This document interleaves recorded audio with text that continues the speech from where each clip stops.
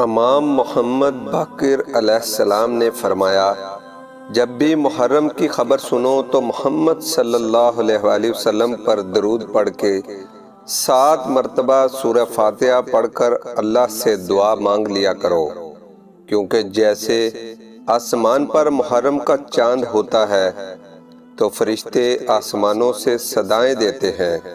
کون ہے جو اللہ سے خزانے طلب کرے؟ جو انسان محرم کی خبر سنتے ہی محمد صلی اللہ علیہ وآلہ وسلم پر درود بھیج کے 7 مرتبہ سورہ فاتحہ کو پڑھے،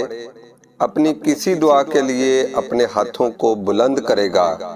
اس کی دعا فرشتے اپنے کندھوں پہ اٹھا کر آسمانوں میں لے جاتے ہیں اور اللہ تعالیٰ سے التجا کر کے قبول کروا دیتے ہیں۔ اے لوگو، یاد رکھنا، جو انسان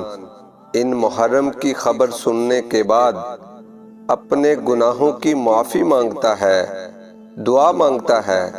تو وہ اپنے سوئے ہوئے مقدر کو جگا دیتا ہے۔